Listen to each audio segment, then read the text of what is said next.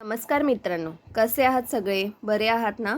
आज आपण बघूया ठरलं तर मग या मालिकेचा आजचा म्हणजेच 7 मार्चचा एपिसोडच्या सुरुवातीला आपल्याला दाखवतात की अर्जुन आणि सायलीला आता कळलेलं असतं की तन्वीचा रक्तगट वेगळा आहे आणि तन्वी ही प्रतिमाची मुलगी नाहीच आहे.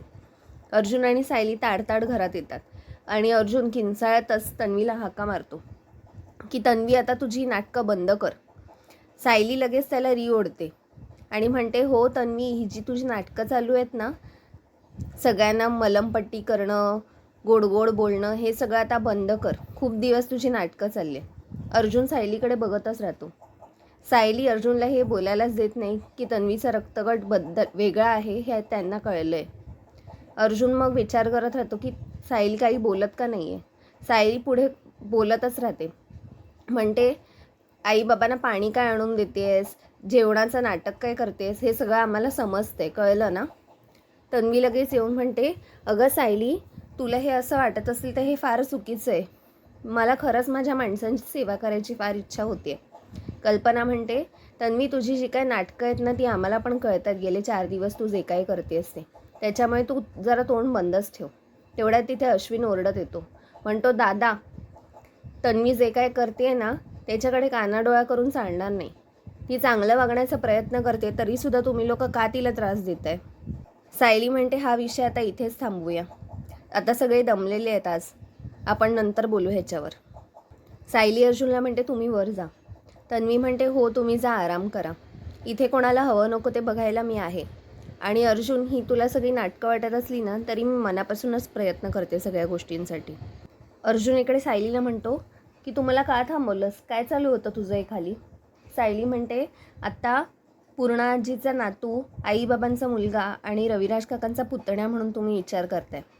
मला सांगा, तन्वी किती अट्टल गुन्हेगार आहे आणि ती काय करेल, आपल्याला तोंडावर पाडेल. त्याच्यामुळे मी आत्ता तुम्हाला बोलू दिलं नाही. तुम्ही एक अर्जुन ॲडव्होकेट म्हणून विचार करून बघा. तो ॲडव्होकेट प्रत्येक पाऊल सावधपणे टाकेल. अर्जुन म्हणतो, मग तोपर्यंत हिला सहन करत बसायचं या बाईला? सायली म्हणते, आपण प्रॉपर प्लॅनिंग करून तिचा मुखवटा पाडायचा आहे. सायली म्हणते, अहो अजून काही दिवस. ती मानाने एवढी थाटामाटात घरात आली होती ना लग्न करून, आता ती लाथा खात कशी बाहेर पडते बघा आणि सरळ जेलमध्ये जाते. अर्जुन म्हणतो, मी एक एक पुरावा तिच्या विरुद्ध गोळा करेन आणि माझी सगळी कस लावेन तिला जेलमध्ये टाकायला. सायली म्हणते, आता आपल्याला विचारपूर्वक पाऊल उचलावं लागेल, ते सुद्धा वेळोवेळी. इकडे सगळे सुभेदार खाली बसलेले असतात. रविराज म्हणतो, आता आम्हाला आमच्या घरी जाऊ द्या. जेव्हा आम्हाला खूप गरज होती त्यावेळी तुम्ही मात्र होतात आमच्या पाठीशी खंबीरपणे उभे. प्रतिमा म्हणते, हो ना, आता आम्हाला आमच्या घरी जायला हवं. पूर्णाजी म्हणते, अगं पण आत्ता कसली घाई आहे, प्रतिमाला आत्ताचं कुठे बरं वाटलंय. रविराज म्हणतो, घरी गेल्यानंतर अजून बरं वाटेल तिला. पूर्णाजी म्हणते, तुम्हाला इथे कसला त्रास होतोय का? प्रतिमा म्हणते, नाही नाही पूर्णाई, असं काही नाही आहे. सुमन, तुझं मन रमत नाही का गं? सुमन म्हणते, नाही हो, तुम्हाला असं वाटतं की मला तिकडे गेल्यानंतर ह्यांच्या आठवणी येतील आणि त्रास होईल, पण दादा वहिनी आहेत ना माझ्यासाठी. तेवढ्यात तन्वी तिथे नाटकं करायला चालू करते. म्हणते तन्वी प्रतिमाला म्हणते, मला माहिती आहे गं आई, तुला माझ्यासोबत वेळ घालायला आवडत नाही, पण प्लीज मी हात जोडते, काही दिवस राहा ना इकडे गं, मला तुझी थोडी तरी सेवा करू दे ना गं.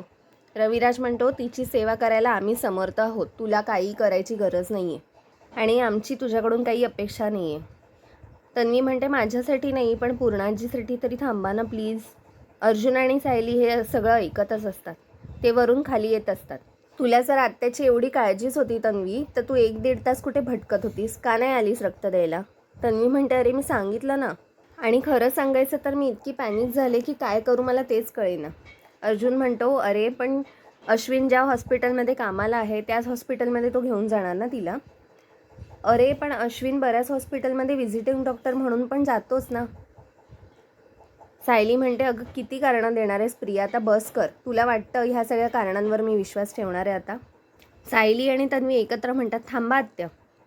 तन्वी लगेच जाऊन एक डबा घेऊन येते. ती सांगते, आई मी तुझ्यासाठी ड्रायफ्रूटचे लाडू बनवलेत, तू रोज एक लाडू खा आणि माझी आठवण काढ. रविराज म्हणतो, तुझ्या हातचं बनवलेलं आम्ही काहीही माझ्या घरी घेऊन जाणार नाही. अश्विन म्हणतो, रविराज काका, अरे असं काय करतोयस, तिने प्रेमाने बनवली आहेत ना, अन्नावर राग कशाला? तन्वी म्हणते कदाचित ह्या लोकांना वाटत असेल की ह्याच्यामध्ये मी विष कालवलं आहे का काय, म्हणून ती एक लाडू स्वतः खाऊन दाखवते.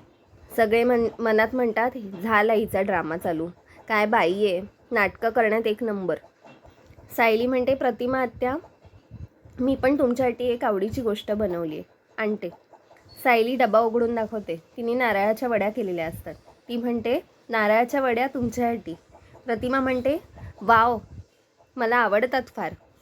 मग प्रतिमा, रविराज आणि सुमन निरोप घेतात. प्रतिमा सायलीने दिलेलाच डबा घेऊन जात असते. तन्वी लगेच म्हणते आई अगं मला तुमच्या वागण्यावरून वाटतंय की माझं माहेरचं कायम तुटलं आहे. हा डबा घेऊन जा आणि लवकर बरी हो, आणि एक दिवस ह्या घरातूनच तुम्हाला फोन येईल की तन्वीचं वागणं किती बदललं आहे, तेव्हा तुमचा माझ्यावर विश्वास बसेल. बाय. तन्वीची ही सगळी नाटकं बघून अर्जुन काही न बोलता तिकडून निघून जातो. सायली पण त्याच्या मागोमाग जाते.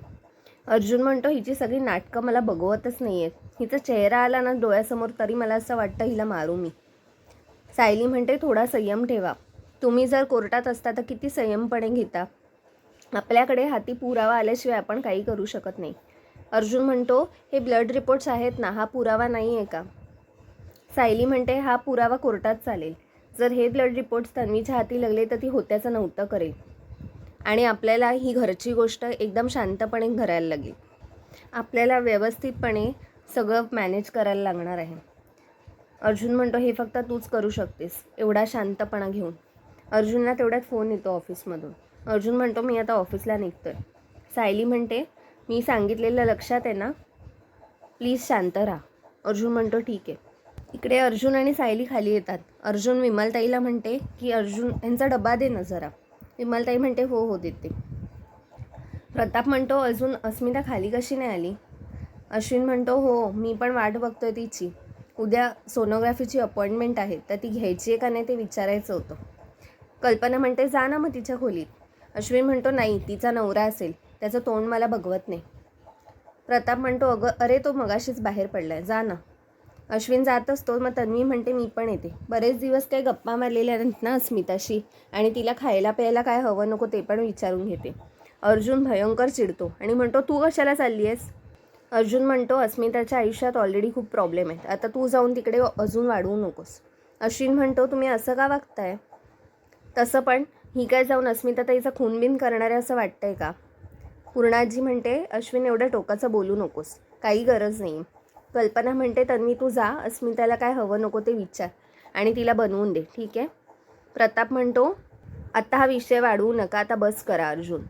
अर्जुन अस्मिताला आणि तन्वीला जर बोलायचं असेल एकमेकांशी तर त्यात चुकीचं काय आहे. गप्पा मारूशा वाटत असतील तर जाऊ दे ना. अश्विन म्हणतो थँक्यू बाबा, आणि ते दोघे अस्मिताच्या खोलीत जातात. अर्जुन आणि सायली पूर्णाजीला विचारायला येतात की पूर्णाजी तू असं का वागतेस. पूर्णाजी म्हणते मला काही चुकीचं वाटत नाही आहे. प्रताप म्हणतो आणि ती जर बरं वागत असेल तर आपल्याला तिच्याशी वाईट वागून काय फायदा होणार आहे. रोज रोज उठून वाद होतात घरामध्ये. पूर्णाजी म्हणते आता मला तन्वीचा विषयच नको आहे, मला आता अस्मिताची काळजी आहे. तिचे कोड कौतुकाचे दिवस आलेत आणि हे बघा काय सहन करावं लागतं. कल्पना म्हणते हो सतत बिचारी काही ना काहीतरी टेन्शनमध्ये असते, चेहऱ्यावर नेहमी उदासी असते तिच्या. अर्जुन म्हणतो जोपर्यंत तो नवरा तिच्या आयुष्यात आहे तोपर्यंत हे असंच होणार. मित्रांनो आजचा भाग इथेच संपला. पुढील भागात आपल्याला दाखवतात की तन्वी सदामाईनाकडे गेलेली असते. ती त्यांच्या दरवाजावर नॉक करून त्यांना पैसे देते खूप सारे. सदामाईना लगेच बघून तिच्याकडे हसतात. सायली तिचा पाठलाग करत आलेली असते आणि ती बघते की तिने पैसे दिलेत. काही वेळानंतर सायलीसुद्धा सदामाईनाकडे जाते आणि विचारते की तुमचा आणि तन्वीचा काय संबंध आहे, ती तुमच्याकडे पैसे द्यायला का आली होती. मित्रांनो आपण भेटूया पुढच्या भागात. चॅनलला सबस्क्राईब करायला विसरू नका आणि बेल आयकॉन नक्की दाबा, म्हणजे नवीन व्हिडिओ जेव्हा येईल तेव्हा तुम्हाला लगेच कळेल. बाय.